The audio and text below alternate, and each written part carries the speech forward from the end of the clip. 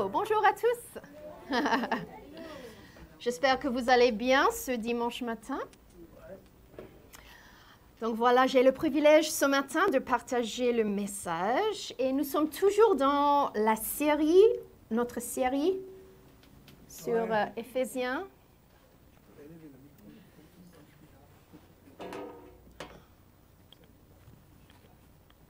Comme ça, c'est mieux? OK. Alors, j'aime beaucoup cette série. Creuser un peu plus dans une épître ou une lettre que l'apôtre Paul a écrite à l'église de l'Éphèse. Oh là là, il faut prier pour mon français ce matin. Alors, Matt a déjà prêché quelques messages dans cette série. Et la semaine dernière, il a partagé la première partie d'Éphésiens 3. Et je vous encourage à aller sur notre chaîne YouTube et à rattraper les messages si vous ne l'avez déjà fait, car il est important de comprendre le contexte au fur et à mesure que nous avançons dans cette lettre. OK? Alors, cette semaine, je vais partager sur Éphésiens 3, 14 à 21, que j'aimerais que nous lisions tous ensemble dans quelques instants. Mais laissez-moi juste vous rappeler un peu le contexte de ce passage. Alors, Paul a écrit cette lettre à l'église d'Éphèse alors qu'il était en prison à Rome.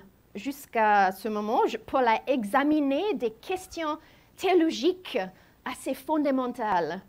Les richesses de l'être en Christ, notre position en Christ, les bénédictions de notre héritage spirituel, la sagesse et l'intelligence pour connaître l'espérance de notre appel, la puissance du Saint-Esprit en nous, l'autorité que nous avons en Christ, les mystères de la foi et de la grâce, l'œuvre de réconciliation de Jésus sur la croix, réunissant les non-juifs et juifs afin que la sagesse infinie de Dieu soit révélée à l'Église.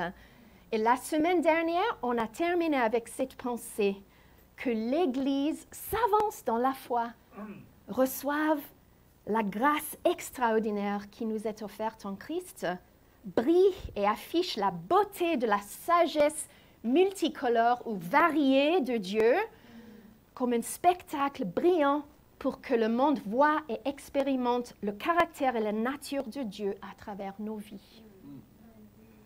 Dans toutes ces choses que Paul traite, le cœur de cette lettre est d'encourager et de fortifier l'Église et de leur rappeler que même s'il est loin en prison, il prie régulièrement pour eux. Il ne veut pas qu'ils soient découragés par ses souffrances, verset 13, mais qu'ils reçoivent la grâce et la puissance du Saint-Esprit grâce à ses prières pour eux. Mais voilà, aujourd'hui, nous reprenons au verset 14, qui est la deuxième prière de Paul pour l'Église dans cette lettre. Et j'aime cette prière, car on a l'impression que Paul respire et révèle son cœur. Il s'éloigne un tout petit peu de toute la théologie, de ce qu'il a expliqué, et déverse son cœur dans une prière pour l'Église, afin qu'elle ne comprenne pas seulement la vérité avec son intellect, mais qu'elle l'expérimente vraiment au plus profond de son être. Et c'est ma prière pour nous tous aujourd'hui, que nous soyons tous inclus dans cette extraordinaire prière de l'apôtre Paul et que nous en fassions l'expérience par nous-mêmes. Alors, je vais demander quelque chose. Est-ce qu'on peut se lever et lire ça tous ensemble? Je sais, peut-être c'est un peu bizarre pour certains, mais parfois, il est très puissant de lire l'Écriture à haute voix afin de l'entendre de notre propre bouche. J'ai vraiment l'impression que Dieu veut renforcer quelque chose dans nos cœurs et dans nos esprits ensemble en tant qu'Église que nous lisons ceci. On peut le lire ensemble. Voilà pourquoi je plie les genoux devant le Père de notre Seigneur Jésus-Christ, de qui toute famille dans le ciel et sur la terre tient son nom. Je prie qu'il vous donne, conformément à la richesse de sa gloire, d'être puissamment fortifié par son esprit dans votre intérieur, de sorte que le Christ habite dans votre cœur par la foi. Je prie que vous soyez enracinés et fondés dans l'amour pour être capables de comprendre avec tous les saints quelle est la largeur, la longueur, la profondeur et la hauteur de l'amour de Christ, et de connaître cet amour qui surpasse toute connaissance, afin que vous soyez remplis de toute la plénitude de Dieu. À celui qui peut faire, par la puissance qui agit en nous, infiniment plus que tout ce que nous demandons ou pensons, à lui soit la gloire dans l'Église et en Jésus-Christ pour toutes les générations, au siècle des siècles. Amen. Ah. Amen. Déjà, c'est la prédication. C'est puissant, amen. Vous savez, juste une petite parenthèse. La Bible dit dans Romains 10, 17 que la foi vient de ce qu'on entend, et de ce qu'on entend vient de la parole de Dieu. Alors, quand nous prononçons la parole de Dieu à haute voix et que nous l'entendons, la foi commence à se réveiller dans nos cœurs. Il y a une réponse dans nos cœurs alors que Dieu commence à se révéler à travers sa parole.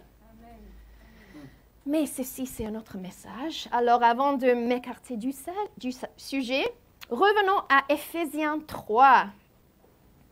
Numéro 1, voilà pourquoi, verset 14, voilà pourquoi, si nous voulons vraiment avancer dans la foi et briller en tant qu'Église pour faire connaître la gloire de Jésus dans ce monde, ce que Paul a expliqué dans la première partie, nous avons besoin de la puissance et d'une révélation de l'amour de Dieu, ce qui est le cœur de la prière de Paul. C'est pour cette raison qu'il se met à genoux devant le Père pour prier. Regardez la posture de Paul. Lorsque vous vous mettez à genoux devant quelqu'un, vous reconnaissez sa supériorité. C'est une posture d'humilité, d'honneur, qui consiste à dire « Tu es Dieu, je ne le suis pas. Je ne peux pas y arriver par mes propres forces, mais je dépends de toi, Dieu. Tu es le Créateur, la source de toute vie. Mon cœur est tourné vers toi. Je te regarde, je t'adore. » Vous regardez cette posture de la prière de Paul? Je vous encourage à essayer de vous mettre à genoux devant Dieu un jour et à voir ce que ce simple geste libère dans votre vie. Ce n'est pas seulement l'acte physique, mais cela reflète la posture de notre cœur devant Dieu. Cette posture d'humilité et d'honneur vous met en position de recevoir du Père. Et que prie Paul pour que nous recevions? C'est le verset 16. « Je prie qu'il vous donne, conformément à la richesse de sa gloire, d'être puissamment fortifié par son esprit dans votre être intérieur. » Les autres traductions disent qu'il vous fortifiera par la puissance de son esprit. Ce mot puissance, c'est le mot dynamis. Je ne sais pas si je le dis correctement. Dynamis en grec, qui signifie puissance, force ou capacité. C'est de là que nous tirons le mot dynamite. C'est une puissance ou une force qui est assez explosive. C'est le même mot que Paul utilise dans 2 Timothée 1,7 quand il dit « En effet, ce n'est pas un esprit de timidité que Dieu nous a donné, mais un esprit de force, dynamis, d'amour et de sagesse. » C'est la capacité dynamique et surnaturelle que donne le Saint-Esprit de rester fort dans la foi, d'opérer dans la puissance de l'Esprit. En fait, le mot dynamis est utilisé dans tout le Nouveau Testament pour désigner les miracles accomplis par Jésus. Rappelez-vous dans Marc 5,30, la femme qui saignait, qui a touché le vêtement de Jésus et a été guérie. Jésus a senti une puissance sortir de son corps. Ce mot puissance est dynamis. Le pouvoir, la puissance surnaturelle donnée par le Saint-Esprit, c'est en nous. C'est en nous. Le même mot est utilisé dans Actes 1,8 lorsque Jésus dit « Mais vous recevrez une puissance lorsque le Saint-Esprit viendra sur vous et vous serez mes témoins. » Dynamis, c'est la puissance surnaturelle du Saint-Esprit qui est en nous. Paul prie pour que Dieu, à partir de son être sans fin, sans limite et glorieux, il est le créateur de tout. Il n'y a pas de fin de ses richesses, à sa puissance, à son amour, à sa force, qu'il nous renforce avec cette glorieuse force intérieure qui ne vient que de son esprit. Et nous avons besoin de la puissance du Saint-Esprit. Amen. À chaque jour. Nous avons besoin de la puissance du Saint-Esprit. Nous avons besoin d'être fortifiés chaque jour. Nous avons besoin de sa puissance pour être de bons ambassadeurs de Jésus, n'est-ce pas? Je ne sais pas pour vous, mais en moi-même, je suis faible et incapable de surmonter tous les défis auxquels je suis confrontée chaque jour. J'ai besoin de comprendre la puissance qui est à ma disposition. En m'humiliant devant le Père et en recevant ce domaine de sa force, il ne s'agit pas nécessairement d'une force physique, mais d'une force intérieure qui me fait sentir que je peux avancer. Je peux tout faire en Christ. Lorsque je puise dans cette puissance, je sens que je ne suis pas seule, que Dieu est mon aide. Je peux avancer avec confiance parce qu'il est avec moi, il est en moi. Il me fera un chemin. Hallelujah. C'est la confiance que nous avons lorsque nous commençons à puiser dans ce domaine de puissance ou capacité divine. Une traduction dit « Je prie qu'il dévoile en vous les richesses illimitées de sa gloire et de sa faveur, jusqu'à ce qu'une force surnaturelle inonde votre être le plus profond de sa puissance divine et de son pouvoir explosif. » Le mot « dévoile », c'est intéressant parce qu'il suggère que cette puissance n'est pas toujours visible ou évidente, mais qu'elle est toujours là. Parfois, il suffit de nous le rappeler ou d'ouvrir les yeux sur ce qui est à notre disposition. Il est si facile d'oublier quand nous sommes submergés sur le moment. Mais en nous plaçant devant le Père, nos yeux peuvent être ouverts à ce domaine de la force surnaturelle de l'Esprit Saint. Et c'est la prière de Paul pour l'Église et ce devrait être la nôtre aussi. Pourquoi? Verset 17. De sorte que le Christ habite dans votre cœur par la foi. De sorte que la Christ habite dans votre cœur par la foi. Ce mot « habite », c'est le mot « okeo », qui signifie habiter ou faire une maison ou être à la maison. Pensez-vous que Jésus se sent chez lui dans votre cœur? Vous savez, il y a une grande différence entre visiter et habiter. Je peux rendre visite à quelqu'un, il peut me faire sentir la bienvenue, mais nous resterons probablement dans le salon ou le salle à manger. Il est peu probable que vous vous sentiez libre d'aller dans la cuisine, d'ouvrir le frigo et de vous servir. Alors que je sais, j'ai certains amis ou membres de la famille chez qui je me sens vraiment chez moi. J'ai accès aux différentes parties de la maison. Je n'ai pas l'impression de m'imposer. Je peux aussi être moi-même, me détendre, ne pas me sentir obligée d'être polie ou de me comporter au mieux. Je peux littéralement me servir dans la cuisine, faire une sieste, comme chez moi. Pensez à ce que vous ressentez lorsque vous avez été en voyage et que vous rentrez enfin chez vous. Vous enlevez vos chaussures et vous pouvez simplement être.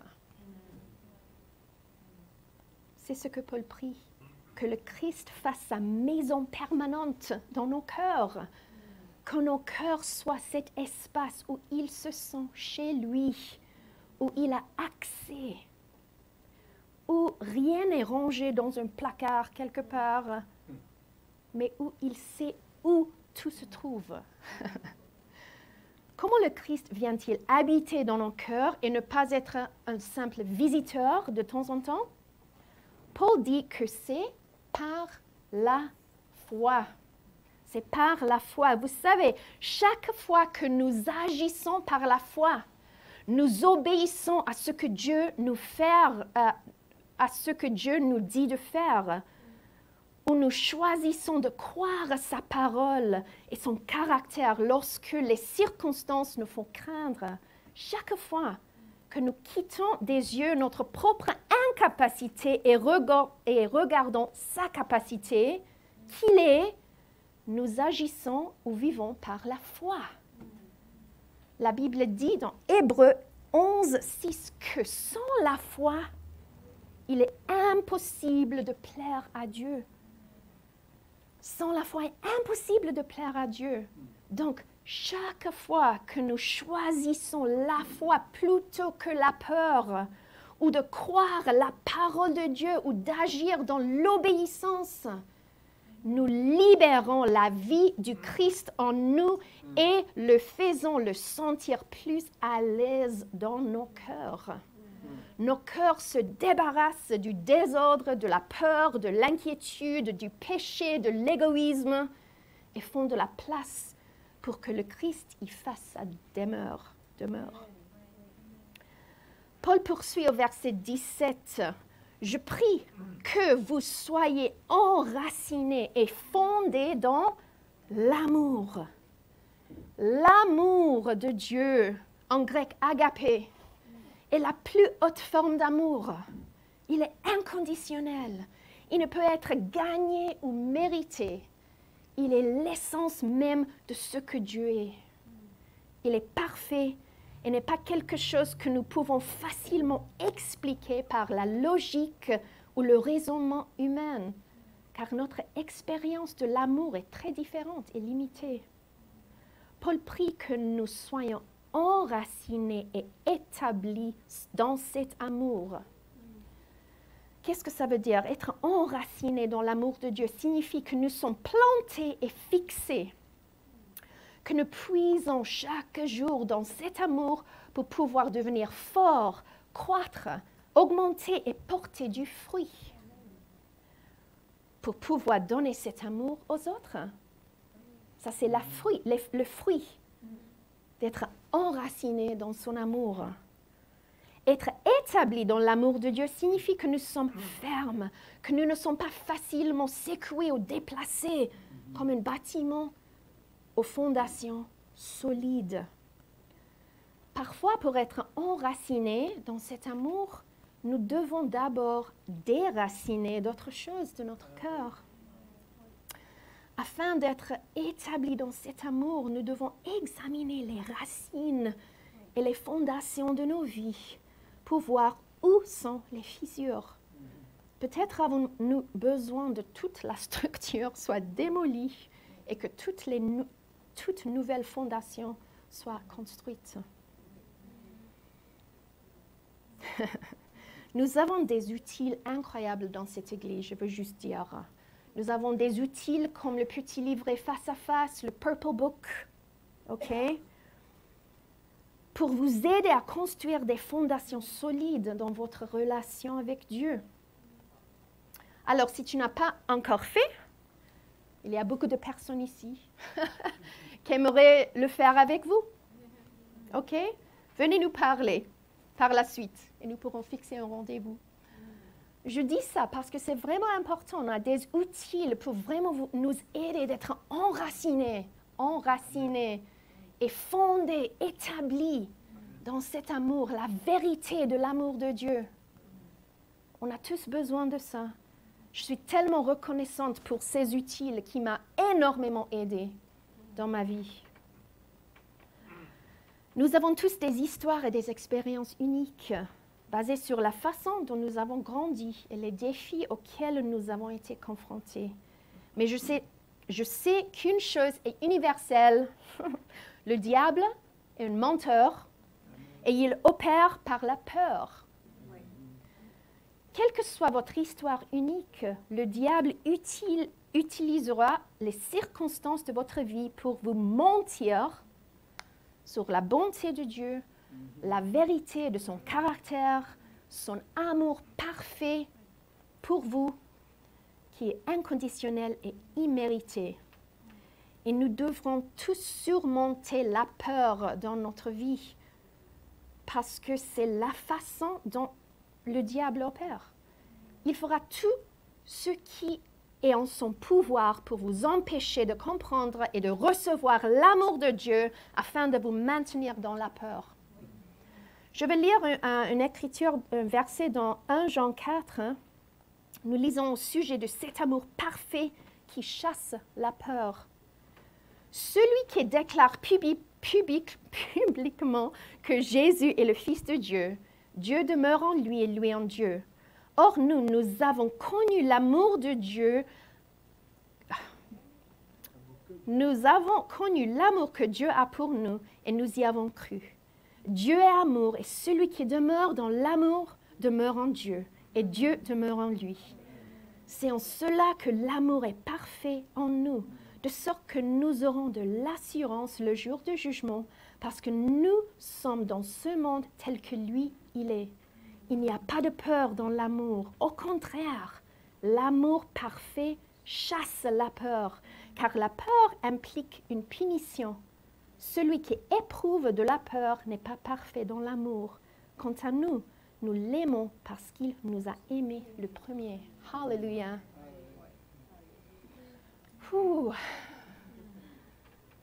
C'est une histoire, une belle histoire d'amour. Lorsque Jésus est mort sur la croix pour nous, il a pris sur lui la punition que nous méritons. Ce jour-là, son amour parfait a littéralement détruit la puissance de l'enfer, afin que nous puissions vivre une vie en parfaite communion avec le Père, avec lui-même, avec le Saint-Esprit, libérés de la peur, une peur de punition, et libres de vivre ou habiter dans l'amour de Dieu. Moi, je prie souvent, merci Seigneur pour ton amour parfait qui chasse cette peur que je ressens. Merci Seigneur de m'avoir enraciné et établir dans cet amour parfait afin que je reçoive la puissance et la force dont j'ai besoin pour avancer. Moi, je suis chrétien pendant très longtemps maintenant et je dois encore combattre la peur. La peur de l'avenir, la peur de l'inconnu, la peur de l'échec même. Même ces 2 dernières semaines, alors que je méditais sur ce passage de l'Écriture en Éphésiens pour ce message-là, le diable a essayé de me jouer des tours. J'ai eu quelques expériences où je me réveillais au milieu de la nuit, mon cœur battait très, très, très, très vite. Je me sentais totalement impuissant et effrayé, sans aucune raison. Vous savez que le diable joue mal parce que cela semble souvent se produire la nuit, dans l'obscurité, lorsque vous avez dormi et vous êtes donc vulnérable et sans défense.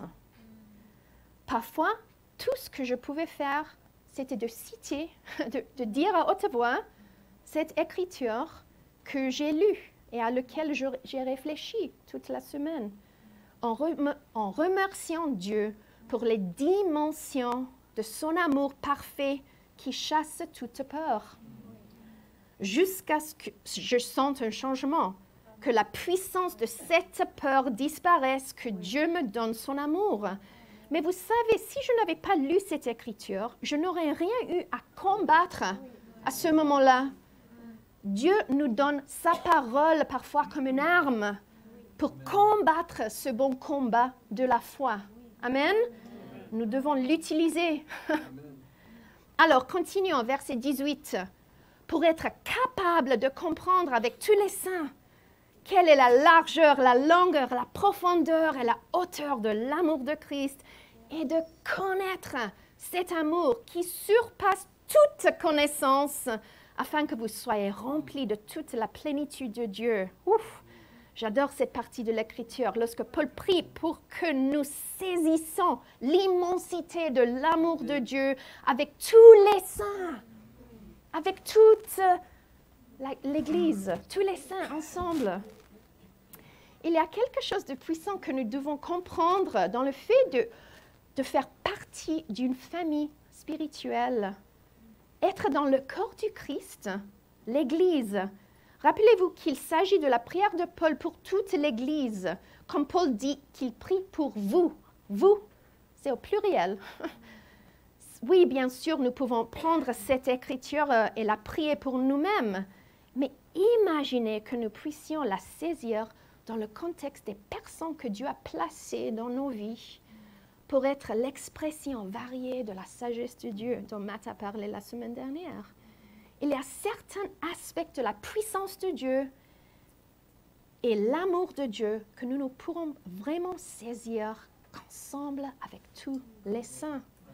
Lorsque nos vies sont vécues en relation avec les autres, lorsque nous cessons de nous isoler et avec humilité ouvrons nos vies à l'amour et la force de Dieu veut déverser dans nos vies à travers les gens qui nous entourent.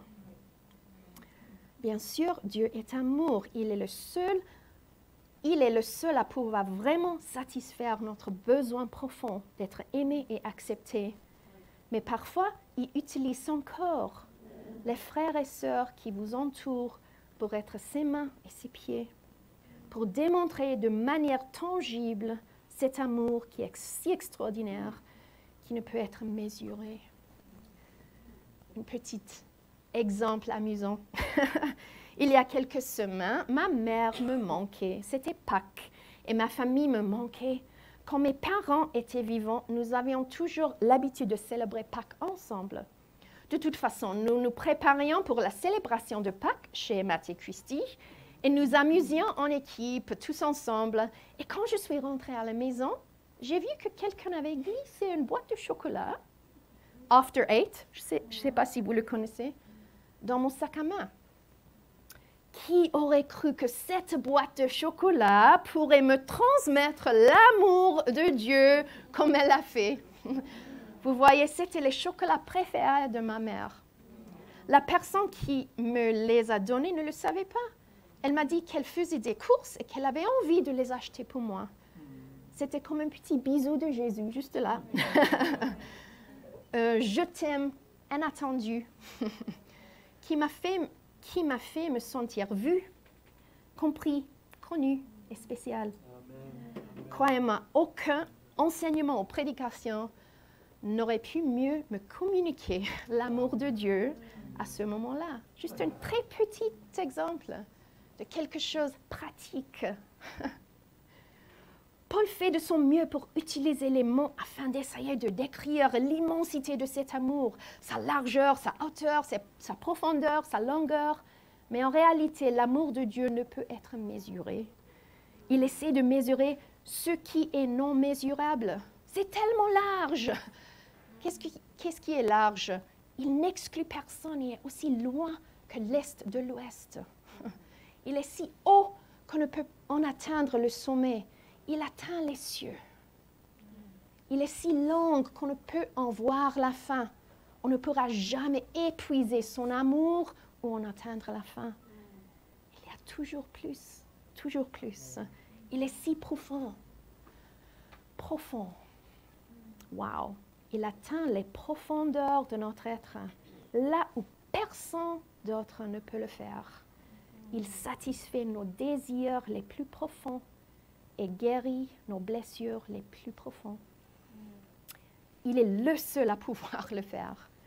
Aucun autre amour ne peut le faire. L'amour de Dieu est pur et puissant. Et Paul prie que nous puissions connaître ou expérimenter par nous-mêmes cet amour qui ne peut pas vraiment être connu. Le mot savoir ou connaître n'est pas une connaissance intellectuelle, mais une expérience. Je ne sais pas pour vous, mais il y a de nombreuses fois dans ma vie où j'ai littéralement crié à Dieu pour cet amour. Pourquoi? Parce que je sais qu'il n'y a rien d'autre qui puisse m'aider. Rien d'autre. Rien d'autre ne pourra me satisfaire. Parfois, je mets de la musique de louange, je me mets à genoux devant Dieu et je lui permets de m'aimer. Je n'ai pas besoin de dire quoi que ce soit. Je n'ai pas à l'impressionner avec mes prières ou ma connaissance de la Bible. Je reçois simplement son amour. Et je laisse aller la frustration, la tristesse, la colère, la déception. Tout ce que je ressens et je lui permets de m'aimer. Parfois, il parle. Il me montre quelque chose qui s'est passé ou quelqu'un à qui je dois pardonner. Parfois, il me donne quelque chose à attendre avec impatience, une promesse ou un espoir pour l'avenir. Parfois, il me prend simplement dans ses bras. Parfois, il me dit de me lever du sol et de commencer à prier. Ce sont toutes les façons dont il m'aime. Je veux vous encourager à faire de même. Prenez le temps et trouvez les moyens de recevoir l'amour de Dieu.